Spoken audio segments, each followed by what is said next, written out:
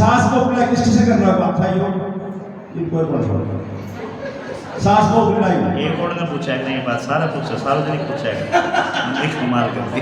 चलो कोई बात नहीं, अच्छी बात है। कल बड़ी खुशी हुई, हमने कलश यात्रा की, रास्ते में कुछ माताओं ने पानी की व्यवस्था कर रखी थी, बेचारी घर से जग जाग लेके आई।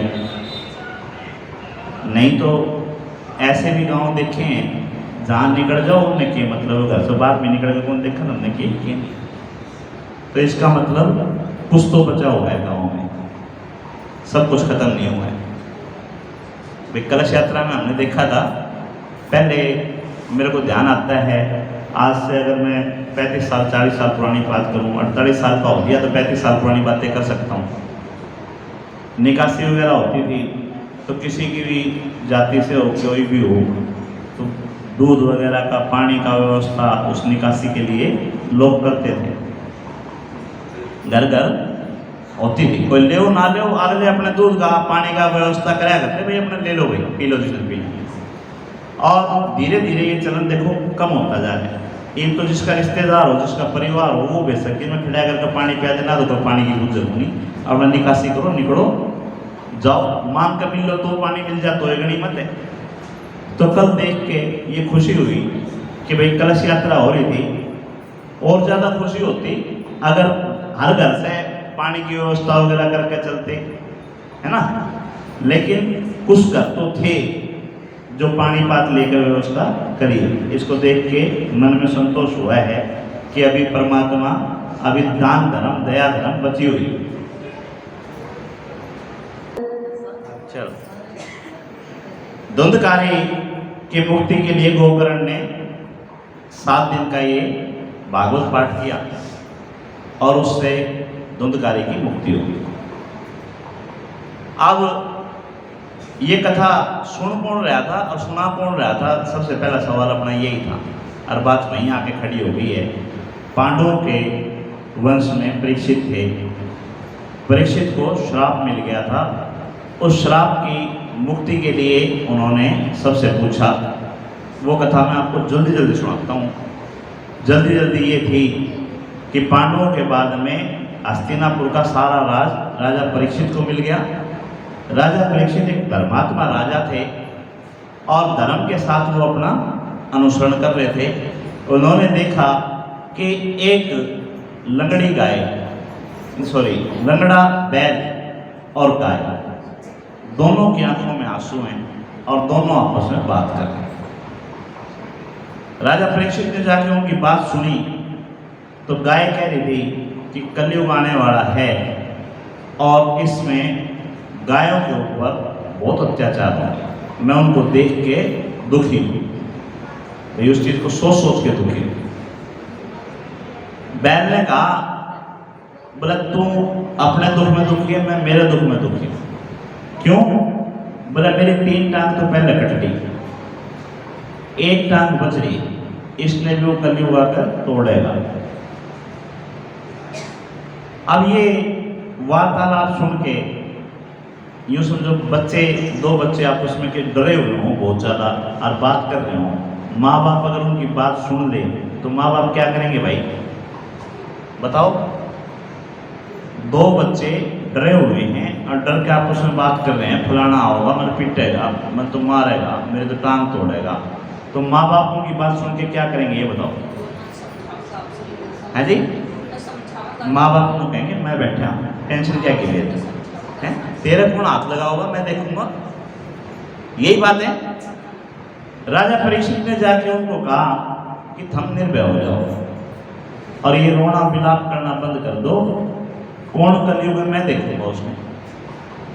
भाई थारा नुकसान नहीं होने तो तुम अपना परिचय दो, तुम हो कौन। मेरे राज्य में गाय की बैल की इतनी दुर्गति, तो तुम हो कौन। तब गाय ने बताया कि मैं स्वयं पृथ्वी हूँ और मैं यूं दुखी हूँ, कलयुग में बाप बेटे की नहीं माने, बेटा बाप की नहीं माने, माँ बेटा छोड़ कर भाग जाएगी, बेटा माँ ने छोड़ देगा। देखो चल रहा है कलयुग, छोड़ के जाते रहे हैं, ये कलयुग है। नहीं तो ये कहते थे क्या कहते थे आरती गाते हो जो, माता सुनी ना कुमाता, भाई औलाद जो है वह निखत हो उसके है, लेकिन माँ तो निखत नहीं हो सकती, माँ तो को माता नहीं सुनी। लेकिन आज पालेंगे आपने तो छोड़ के 2 मिनट लगाओ उनको संभालते रहना, मैं के गेल लाई थी उल्टाइए और कह देंगे। तो ये कलयुग का प्रभाव। गाय माता बड़ी दुखी थी जो पृथ्वी का रूप थी। बैल जो धर्म का रूप था उसने कहा कि एक एक करके तीनों टांग मेरी टूट गई। सतयुग में हिरणाक्ष हिरण्यकश्यपु ये आए, इन्होंने भगवान का नाम लेना बंद कर दिया, दान धर्म बंद कर दिए। फिर त्रेता युग आ गई है, द्वापर युग आ गया, नहीं सॉरी त्रेता युग आ गया। त्रेता युग में आदमी व्याह विचारी हो गया, औरतों की तरफ देखने लगा, रावण सीता माता ने उठा ले गया। फिर ये आ गया द्वापर युग आ गया, और द्वापर युग के अंदर जुआ भी खेलने लगे, नशे भी करने लगे, दूसरे की स्त्रियां ने भी हड़पने लगे। सारी महाभारत के अंदर यही दो वर्णन है। तो बोला 3 टांग तो टूट चुकी, एक में थोड़ी बहुत बच रही है दया धर्म की, वह भी जाती रहेगी। कोई दौरा बैठ कर मरता रहो, कोई पानी पीने नहीं पाओगा। तो बैल जो है वो कह रहा था कि भाई दया धर्म खत्म हो जाएगी, सब कुछ खत्म हो जाएगा। और इतनी देर में कलयुग आ गया, और कलयुग आके उनको ठोकरों से मारने लगा, गाय को भी और बैल को भी। राजा परीक्षित से रहा नहीं गया, उन्होंने धनुष चढ़ा लिया और बोला भाई मैं अभिमन्यु का पुत्र हूँ, जिसने चक्रव्यूह में घुस के सबसे लड़ाई लड़ी थी। अर्जुन का पुत्र हूँ, जिसने महाभारत में सबको दूर चटाई थी। तो थोड़ा बहुत तो अंश मेरे पास भी है, भाई इतना नहीं तो थोड़ा बहुत तो है ही। तो इतना तो है कि मैं तेरे को खत्म कर सकूं। तो मेरे राज्य में मैं इस प्रकार किसी को दुखी रहने नहीं दूंगा, तो मैं तेरा अंत कर दूंगा।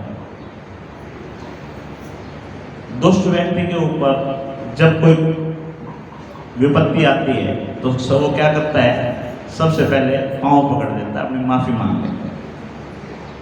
तो कलयुग ने तुरंत राजा परीक्षित के पांव पकड़ लिए और पांव पकड़ के माफी मांगी। बोला महाराज मैं क्या करूं, मेरा भी टाइम तो आएगा। सतयुग भी आया है, द्वापर भी आया, त्रेता युग भी आया, तो आए तो कलयुग भी का, इसमें मेरा क्या कसूर है। और दूसरी बात, आपके वंश वालों की जिनकी आप दुआई दे रहे हो कि भाई मैं अभिमन्यु का पुत्र हूँ, अर्जुन का पुत्र हूँ, पांडवों का वंशज हूँ, या भगवान श्री कृष्ण का अनुयायी हूँ, तो इनमें से कोई भी एक यूँ बता दो किसी ने शरण आए हुए को मारा हो, कोई शरण में चला गया हो और उसने मारा हो, तो मैं भी आपकी शरण में आया हूँ, आप मेरा भी रक्षा करो और मेरे को भी स्थान दो। अब राजा परीक्षित ने कहा कि तेरे को मैं रहने दो, तुम क्यों रहने दूं, कारण बता। भाई कोई दुष्ट आदमी हो, उसने कहा मैं क्यों जगह जाऊं, कारण बता कि तेरे क्यों गांव में बसाऊं हमारे। तो कलयुग ने कहा कि मेरे पास एक बढ़िया चीज है। क्या बढ़िया चीज है कलयुग के पास, क्या बढ़िया चीज है बताओ। हैं? सोना। सतयुग में कौन था सोना? सीता माता तो लदी रहा करती सोना थे जब तक वनवास में नहीं गई थी। द्रौपदी के पास तो कोई कमी है कौन थी सोने की, है जी? बताओ कलयुग के पास क्या है। कलयुग ने कहा, यूं बोला जी मधुमक्खी शहद बनाती है लेकिन खाती नहीं है कभी भी, उसी प्रकार मैं भी, मेरे को भी ये वरदान है कि कलयुग के अंदर अगर कोई 2 पल भी भगवान का भजन कर लेगा और भगवान से जुड़ाव हो गया तो उसकी मुक्ति हो जाएगी। जो सतयुग में हजारों हजारों साल तपस्या करनी पड़ा करती, वो तपस्या खत्म। कलयुग में तो अपना काम करते करते भी भगवान का ध्यान कर लिया और भगवान से ध्यान लग गया तो आपकी मुक्ति निश्चित है। तो बोला इससे ज़्यादा तो मैं कुछ दे भी नहीं सकता, आप मैंने अभय दान दे दो और मैंने रहने जगा दे। राजा परीक्षित ने कहा बात तो ठीक है, कलयुग में तो लोगों की मुक्ति होनी है, तो भगवान का 2 पल नाम ले लेंगे तो मुक्ति हो जाएगी। तो राजा परीक्षित ने कलयुग को छोड़ दिया, उसको दान दे दिया कि भाई तू रह जा। तो बोला रहने के लिए स्थान जो मैं कहूँ वहाँ रहना पड़ेगा। बोला बताओ जी। तो बोला तू जहाँ नशा होता हो वहाँ रह जा। तो कलयुग कहने लगा जी क्यों मजाक करो, क्यों?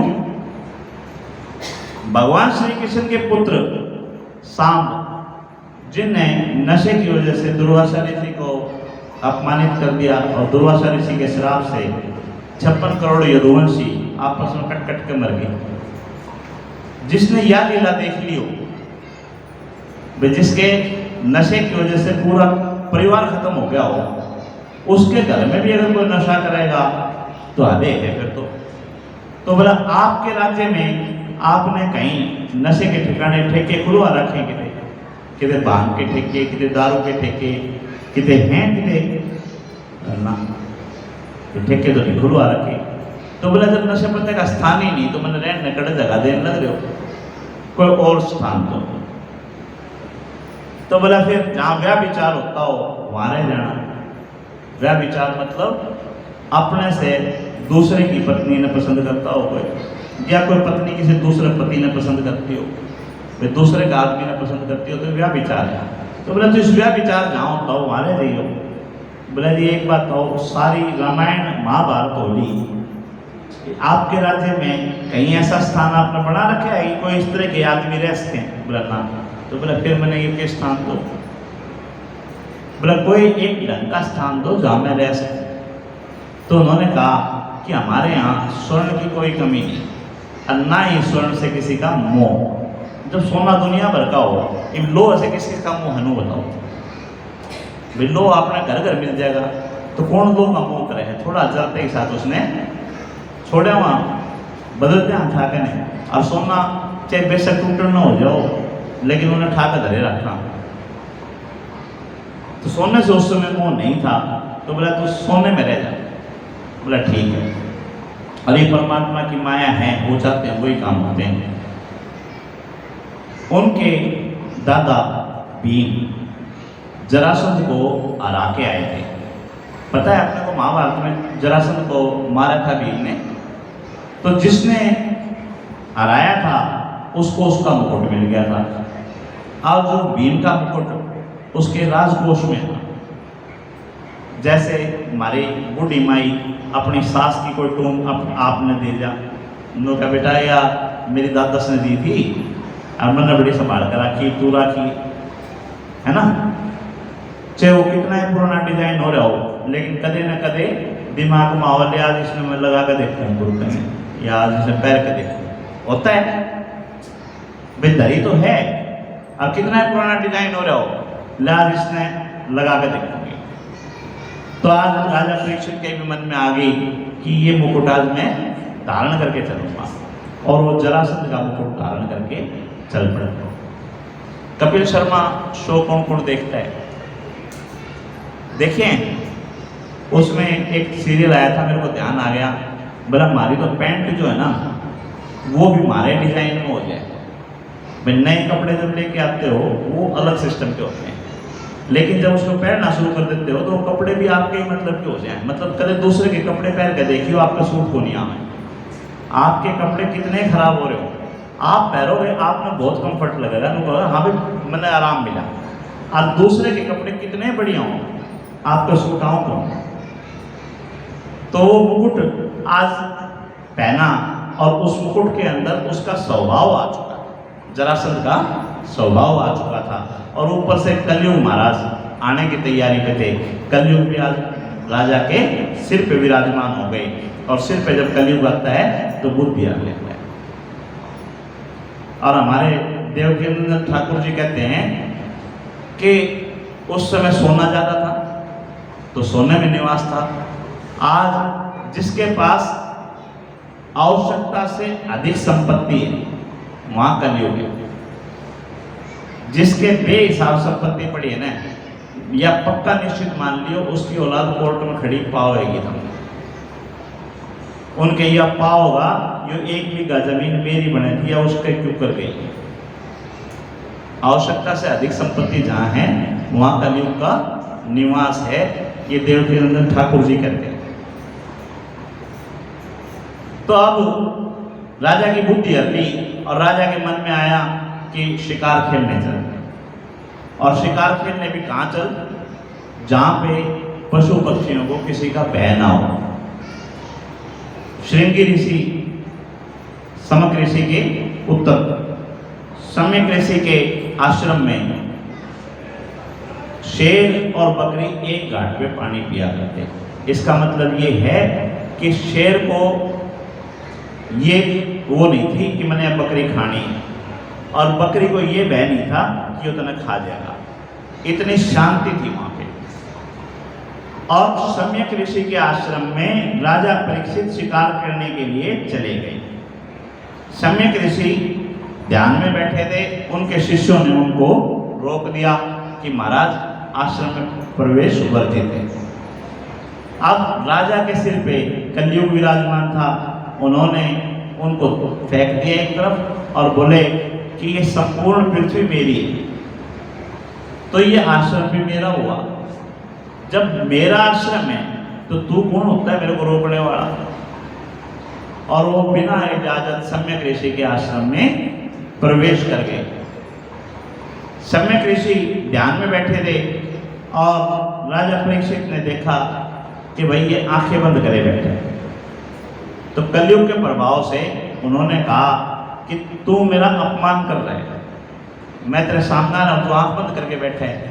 और वहीं मरा हुआ सांप पड़ा था, वो उठा के सम्यक ऋषि के गले में डाल दिया। इस कथा को उनके शिष्यों ने जाके उनके पुत्र श्रृंगी ऋषि को जाके सुना दिया कि भाई तेरे पिता के साथ यूं यूं हुआ है। और बच्चे ने आओ देखा ना ताओ श्राप दे दिया कि जो मरा हुआ सांप तूने मेरे पिता के गले में डाला है, यही तक्षक नाग बन के 7वें दिन तेरे को दस लेगा। मेरे गुरु शोभागिरी जी कहते हैं कि 7 और 5 12 दिन का टाइम दिया। भाई 5 दिन इस चीज के लिए दिए थे कि तू अपनी व्यवस्था कर ले तने कि मैं करना हो, और 7 दिन में 7वें दिन तने नाग डस लेगा। और ये 7 दिन का वर्णन हम इसलिए करते हैं क्योंकि हमारे पास दिन ही 7 होते हैं, रविवार, सोमवार, मंगलवार, बुधवार, बृहस्पतिवार, शुक्र, शनिवार, उसके अलावा 8वां दिन ही नहीं होता। तो 7 दिन का समय राजा को दे दिया कि 7 और 5 12 दिन का समय मिला कि 12 दिन में तो अपनी व्यवस्था कर ले।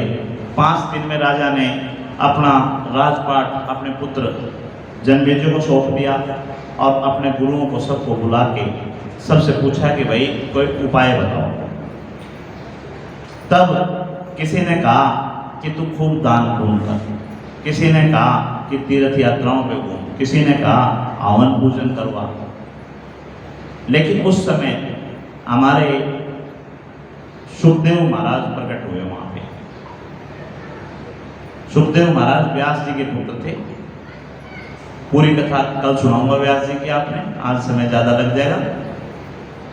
सुखदेव मुनि वहां प्रकट हुए और सुखदेव मुनि ने कहा राजा तूने अपने जीवन में खूब दान धर्म तीर्थ सब कुछ कर लिए थे ना, हवन पूजन, अब तो इन्हें सब ने छोड़ दे है जी। वे खूब घूम लिया, जित घूमना था, एक छोड़ दे सब क्या है। बोला फिर क्या करूं? बोला कुछ नहीं करना, 7 दिन भगवान की कथाएं सुन।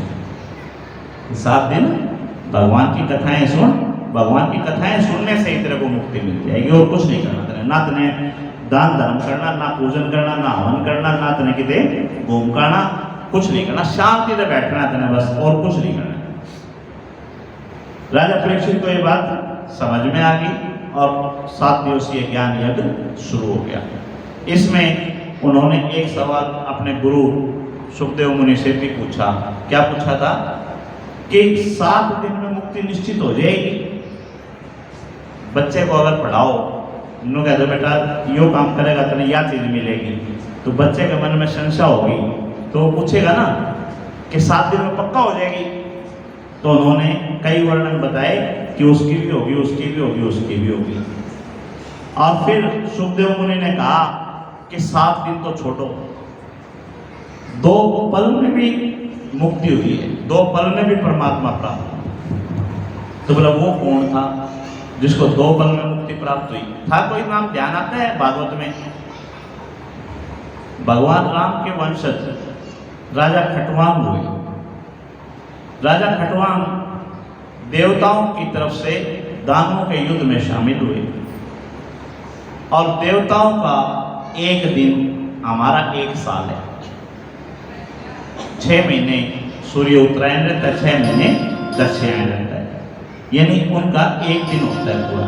6 महीने रात होती है, देवताओं के 6 महीने दिन होते हैं। तो अब उस युद्ध में उनका जीवन पूरा हो गया। जब युद्ध पूरा हुआ तो उन्होंने कहा कि राजन, अब देवराज इंद्र को कहा कि अब मेरे को मेरे घर छोड़ दे। तो उन्होंने कहा जी घर जाकर करोगे क्या? है जी भाई, आपका जीवन तो पूरा हो गया। तो बोला मेरा जीवन पूरा हो गया, कोई समय शेष नहीं बचा। तो कहा जी 2 पल बचे हैं, तो 2 पल में घर में जाकर क्या करोगे आप?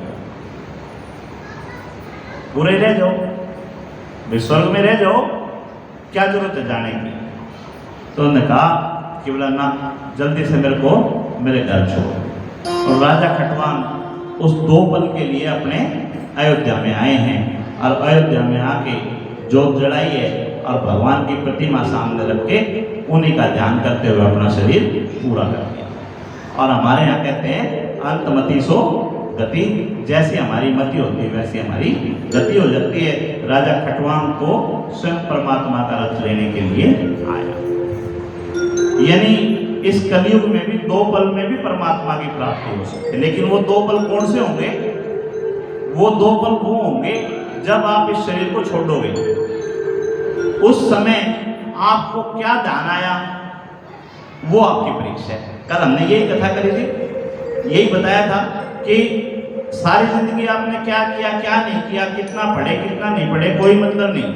जब 3 घंटे का पेपर है, उस पेपर में क्या लिखा है उसका आपको रिजल्ट मिलना है। और उस पेपर में जब ही लिखा जाएगा जब आपने पूरे साल पढ़ रखा हो। अगर पूरे साल किताब नहीं उठाई तो पेपर में कड़ी देखोगे। छोटे भाई का किस्सा याद आ जाता है। MBBS का पेपर चल रहा था, ऐसा भी होता है। देखो मैं बताऊँ आपको, जो छोटे भाई ने मेरे को बताया वो बताता हूँ। MBBS का पेपर चल रहा था और सारी रात वो जगा था, सारी रात वो जगह था पेपर की तैयारी करने के लिए। और पेपर में बैठते ही उसकी बुद्धि कोरी हो गई, सब कुछ भूल गया। अब एक बार तो उदास हुआ और उदास होने के बाद में बिल्कुल शांतित हो गए। जो अपने उनके इष्ट थे, हनुमान चालीसा पढ़ता था तो हनुमान चालीसा का पाठ करने लग गया। बैठ गए, भाई पेपर तो भूले गया, पेपर में तो मैं आ ही नहीं रहा, तो हनुमान जी ने याद कर लो। और जैसे जैसे उसकी हनुमान चालीसा पूरी हुई, वो कह रहा है कि मेरे को सारा रात का पढ़ा हुआ सारा याद आ गया और मेरा पेपर निकल गया। ये परमात्मा की लीला है। एक छोटी सी कथा और बीच में मैं सुनाता हूँ, कई बार वो 2 मिनट की कथा भी सुनाता हूँ आपको। भगवान श्री कृष्ण और अर्जुन दोनों जा रहे थे, द्रौपदी का स्वयंवर होना था। तो द्रौपदी के स्वयंवर में भगवान उससे समझाने लगे अर्जुन से कि अर्जुन, जो कुंड बना हुआ है, कुंड में मछली की परछाई दिखेगी और उस कुंड में देख के मछली की आंख का भेदन करना है। तो तू धनुष जो है इस तरह से पकड़ियो कि भाई ढीला नहीं पड़े, इधर उधर निशाना तेरा चुके। भगवान कृष्ण बोले ठीक है। अर्जुन ने कहा ठीक है। बोला पैर जमीन के ऊपर सटा कर रखियो, पैर भी इधर उधर नहीं जाकर निशाना चोक जाए। भगवान अर्जुन बोले ठीक है। अगले तरीक त्वचा जो पत्ते चलाते हैं उसका भी ध्यान रख लिया, अपनी पहले चेक कर लियो। बच्चा पेपर देने जाता है तो माँ बाप क्या करते हैं, कॉपी ले ली नहीं ले ली, पेन ले लिया नहीं ले लिया, ज्योमेट्री ले ली नहीं ले ली, कि मैं रह तो नहीं गया। माँ बाप का तो यही काम, यही तो करेगा। तो भगवान श्री कृष्ण अर्जुन को उसी तरह से तैयार कर रहे थे कि भाई तेरा भी पेपर होने वाला है, तो पेपर में तेरा तेरे तीर कमान, तेरा धनुष, तेरी पतंचा सारी संभाल ली कि नहीं, तेरे जूते जाते पैर लिए कि नहीं, कहते पैरा में काकर लाग जा, सारी व्यवस्था कर ली अपनी। तो अर्जुन हंसने लग गया। अर्जुन क्यों हंसा? अर्जुन बोला कि भगवान तो आप कहलाते हो और काम सारे मेरे से करवाओ है। धनुष भी मैं चलाऊंगा, निशाना भी मैं लगाऊंगा, जूते भी मैं पहनूंगा, प्रत्यंचा भी मैं चलाऊंगा, तो आप क्या करोगे? हैं भाई? भाई काम सारे मैंने करने, पढ़ूं मैंगा, तैयारी मैं करूंगा, पेपर मैं दे आऊंगा और रिजल्ट तू देगा। यह कौन सी बात हुई? जब रिजल्ट तने देना है तो इतनी खुबात मेरे से क्यों करवावे? गलत सवाल तो नहीं? तब भगवान श्री कृष्ण ने कहा, अर्जुन जो काम तेरे से नहीं होगा वो काम मैं करूंगा। अर्जुन ने कहा, धनुष मैं चलाऊंगा, जूते मैं पहनूंगा, बैठ के मैं खड़ा होऊंगा, निशाना मैं लगाऊंगा, सारा काम तो मैं करने लग रहा हूं। आप कौन सा काम करोगे? वो कौन सा काम रह गया जो मेरे से नहीं होगा? कौन सा काम था भाई जो उनसे नहीं होगा? बताओ। है जी? तो उस दिन भगवान ने कह तो दी, तन्ने तीर साधना, तन्ने मारना निशाना। तो उन्होंने, मैं तो दौरे भी को नहीं खड़ा हूं, मैं तो उड़े बैठा पाऊंगा राजा के दौरे। निशाना तन्ने लगाना है। जब पेपर देने जाएगी गुड़िया, आप तो बाहर न खड़े चाय पीते पाओगे, पेपर तो इसने देना है। यह गलत है बेटा। जब पेपर देने तू जाएगी कहीं तो माँ बाप तेरे साथ जाएंगे, गुरु तेरे साथ जाएगा। गुरु तो बाहर बैठ के चाय पीता पाओगा, टीवी देखता पाओगा, बाट देखता पाओगा, छोरी का पेपर हो ले, फोन करके पूछ ले किसा हो गया। पेपर में बैठने से पहले सारी तैयारी तेरी करवा देंगे, तेरे चप्पल जूते तेरे पहना देंगे, तेरे खान पीने देना वो दे देंगे, हैं तेरे भाई किताब कापी जो है वे तेरे गेली बांध देंगे, सारे काम कर देंगे। आगे तो तुमने खुद ही करना है। तो उन्होंने कहा भगवान ने फिर करना क्या रह गया? तब भगवान श्री कृष्ण ने पूछा, यूँ बोला, यूँ बता, अगर ये जो जल है जिसमें तेरे मछली की आंख देख कर तीर मारनी है, इसमें लहर उठगी तो इन लहरों को तू रोक लेगा? हैं जी? तो बोले लहरें तो मेरे से नहीं रुकेंगी। तो बोले लहरें रोकने का काम मैं करूंगा। और यही वो कथा थी जो थोड़ी देर पहले मैंने सुनाई कि भाई जो है सारी रात पढ़ा। ये प्रत्यक्ष हुआ है हमारे साथ। सारी रात पढ़ा और पढ़ने के बाद पेपर देते नहीं कोरा। तो वो जो लहरें थी वो लहरें किसने शांत करी? जब वो परमात्मा के शरण में गया और उसने कहा कि भाई मैं तो हार लिया, मेरा तो हो गया सिस्टम फेल, ये तो तू जाने, तेरा काम जाने। तब उन्होंने उनको सारी चीज़ें वापस कराई। और यही लहरें हमारे घर में उठती हैं। हमने टारगेट बना लिया कि डॉक्टरी की तैयारी करनी है, इंजीनियरिंग की तैयारी करनी है, वकालत की तैयारी करनी है, सीए की तैयारी करनी है, सीएस की तैयारी करनी है। घर में कोई ऐसा विघ्न खड़ा हो गया, उधर से ध्यान को नहीं लग रहा, तो उस विघ्न को रोकेगा कौन है भाई? उसको तो भगवान रोकेगा, जो हमारे बस का नहीं है। तो हमारा काम कर्म करने का है। पेपर हमने देना है, धनुष हमने उठाना है, निशाना हमने लगाना, तैयारी हमने करनी है। लेकिन जो पानी में लहरें उठेगी, उन लहरों को शांत करना परमात्मा का काम है। वो काम परमात्मा करेंगे। बोलो कृष्ण भगवान की। आज कथा को यहीं विश्राम देंगे, कल कथा को पूरा लेंगे, ठीक है ना जी? करवा दो एक भजन, सुना दो भजन, नहीं आरती करवा दो, आरती करवा दो।